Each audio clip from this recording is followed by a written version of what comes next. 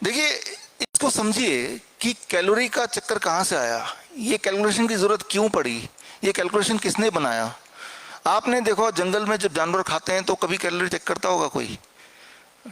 तो ये कि भाई वो देखते हैं ना अक्षय कुमार का 1 ग्राम प्रोटीन, है ना। तो उस चक्कर में आप पढ़िए मत। मैं ये बोलता हूँ 3 से 4 तरह के फल आप खाते हैं, 3 से 4 कलर के वेजिटेबल खाते हैं, तो मान लीजिए हर तरह का विटामिन, हर तरह का मिनरल, हर तरह का न्यूट्रिएंट आपके पेट में आ गया। पेट में जब यहाँ आ गया तो यहाँ एक हार्मोन होता है इंक्रेटिन हार्मोन। वो हार्मोन देखता है इसमें कितना न्यूट्रिएंट कौन से सेल में कैसे जाना है और कितने न्यूट्रिएंट की आवश्यकता नहीं है, वो स्टूल पास कर देना है। तभी तो हम टॉयलेट जाते हैं ना, राइट, स्टूल पास करते हैं इसीलिए। तो ये जो एक थ्योरी है कि इतनी कैलोरी होनी चाहिए, इतना पोटेशियम होना चाहिए, इतना सोडियम रोज लेना ही लेना है, इतना प्रोटीन लेना है, ये एक मार्केटिंग गिमिक बोल सकते हैं। जो भी कुछ आप लेंगे वो पहले तो पेट में ही जाएगा ना। अब पेट डिसाइड करता है कि कितना आगे जाएगा। अगर आपके बॉडी में एक पर्टिकुलर मान लो पोटेशियम ऑलरेडी नॉर्मलाइज्ड है, ठीक ठाक लेवल पे है, राइट, तो अब जब आप लेंगे हाई पोटेशियम डाइट भी, अगर वो रॉ में लेंगे तो वो पेट में जाएगा, फिर स्टूल में जाएगा, it will not go into the blood. हर चीज जो आप पेट में खाते हैं वो सीधा पेट को बाईपास करके ब्लड में नहीं जाती। इवन जो दवाइयां हैं, आप जो दवाई लेते हैं, कोई भी दवाई, ब्लड प्रेशर की दवाई, ब्लड शुगर की दवाई, तो जब दवाई, मान लो एक दवाई का नाम लेता हूं, पेरेंटोप्रिल, ब्लड प्रेशर की दवाई, जब आप लेते हैं मुंह से पेट में जाता है। अब पेट से उसका 5वां हिस्सा, 1/5 ही ब्लड में जाता है, बाकी 4/5 मेजोरिटी हिस्सा स्टूल में चला जाता है, उसको बॉडी निकाल देती है। तो जितना आपका बॉडी को ब्लड दवाई की जरूरत होती है डॉक्टर के हिसाब से, उसका 5 गुना डोज देते हैं, क्योंकि उसको पता है कि 4/5 तो ब्लड वो स्टूल से निकल ही जाने वाला है, थोड़ा सा ही जा पाएगा, राइट। तो इसीलिए ये मत सोचिए कि भाई जो भी आप खाते हैं वो इक्वली ट्रांसलेट हो जाता है in the blood, it goes only up to the stomach. And if it is raw, आप एक एक्सपेरिमेंट कीजिए, इंटरेस्टिंग एक्सपेरिमेंट। आप कोई भी फ्रूट एंड वेजिटेबल लीजिए, उसका जूस बनाइए, जूस बना के उसको माइक्रोस्कोप में देखिए जूस के अंदर क्या दिख रहा है। आपको लाइव जिंदा एंजाइम दिखेंगे जो चलते फिरते नजर आएंगे। अब कोई जूस और ले लीजिए, ट्रॉपिकाना का जूस जो पैक्ड जूस होता है, उसको आप टेलीस्कोप में, माइक्रोस्कोप में देखेंगे तो आपको उसके अंदर कोई लाइव एंजाइम नहीं मिलेंगे। रॉ फ्रूट्स एंड वेजिटेबल में ही लाइव एंजाइम होते हैं, और वो लाइव एंजाइम बॉडी के अंदर जो हार्मोन है उसके साथ मिल बैठ के डिसाइड करते हैं कि भाई कौन सा वाला न्यूट्रिएंट कितनी मात्रा में कहाँ पहुंचाना है। गुंटूर ब्लॉबल ने इसकी खोज की थी, जिनको नोबेल प्राइज मिला था इसी खोज के लिए जो मैं आपको बता रहा हूं। तो आपको सिर्फ देखना कि रंग बिरंगे फल, रंग बिरंगे कच्ची सब्जी खा लिया तो लगभग हर रंग में अलग अलग कॉम्बिनेशन ऑफ न्यूट्रिएंट है। तो मतलब सारे न्यूट्रिएंट अपने पेट में पहुंचा दिया, रॉ मटेरियल। अब let the body decide which to go, what to go, right, how much to go. आप एक ही पेड़ के एक ही साइज के 2 संतरे ले लीजिए, जिनको और डिटेल में जानना है, और दोनों संतरे में से कितना विटामिन सी है आप कैलकुलेट कराइए।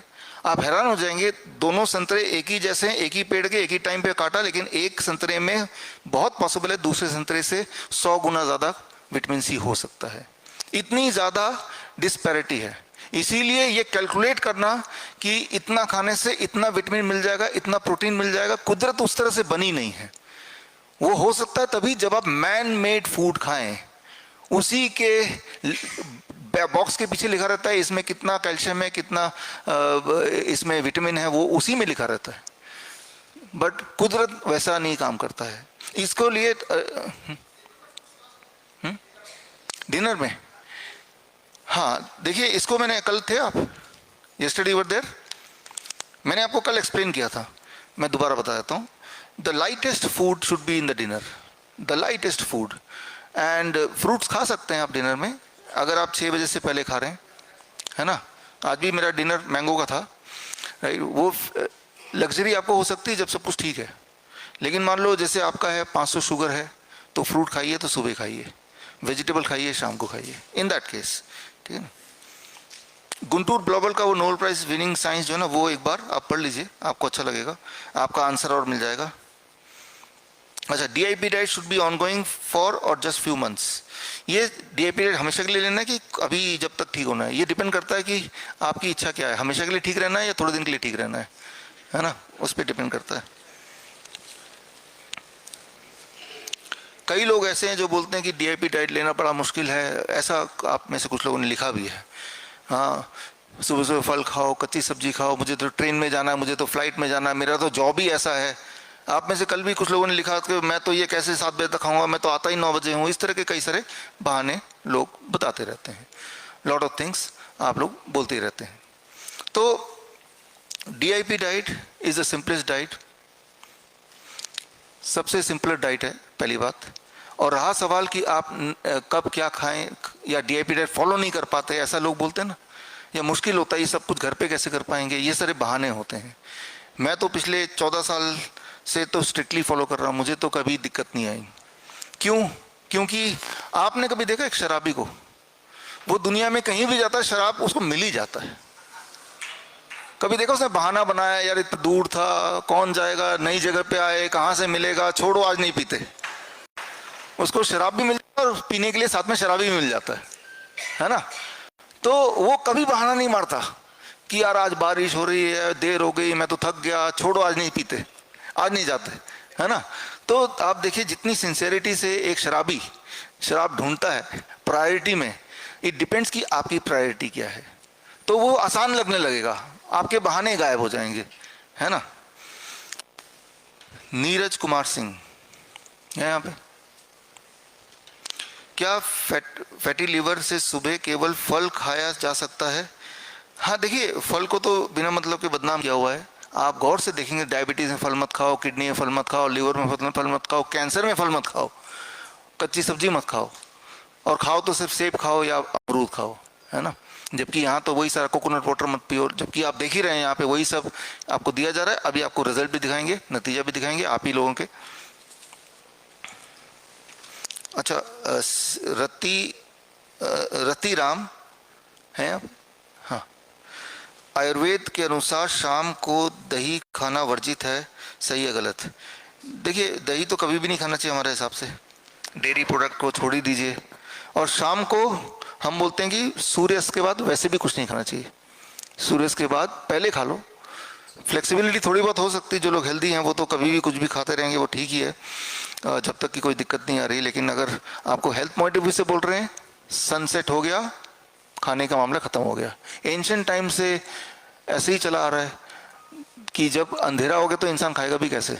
अब तो वो लाइट वगैरह आ गई है, तो आप खाना जैसे लाइट आती गई वैसे वैसे खाने की टाइमिंग भी एक्सपेंड होता चला गया। रात में शाम को खीरा खाना वर्जित है?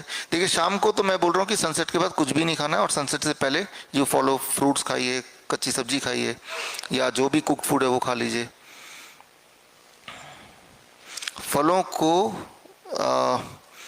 किसी केमिकल से पकाया जाता है, ऐसे फलों का उपयोग करें या ना करें? आपका चॉइस भी क्या है इस वक्त? ये बात हम कल डिस्कस कर चुके हैं।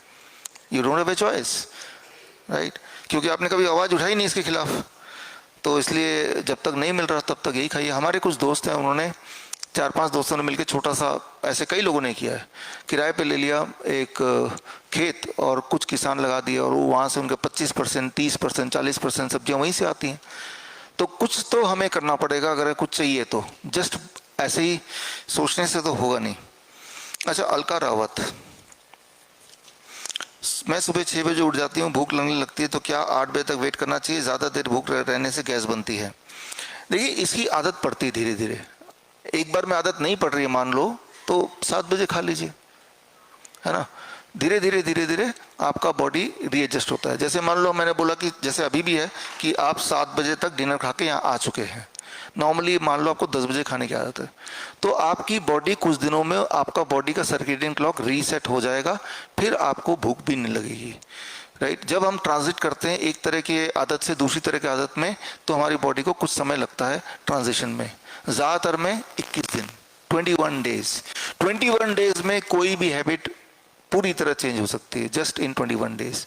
मान लो शराबी है, 21 दिन तक शराब ना मिले, और फिर उसकी क्रेविंग स्विच ऑफ हो जाएगी, दोबारा पीने लगेगा तो दोबारा आदत पड़ जाएगी, बट वो जो लत लगी हुई थी, वो जो क्रेविंग थी, वो कट हो जाएगा, वो जो इच्छा थी वो खत्म हो जाएगा, वो जो टेस्ट था वो खत्म हो जाएगा। वो टेस्ट दोबारा डेवलप किया जा सकता है, बट एक बार को तो खत्म हो ही जाएगा।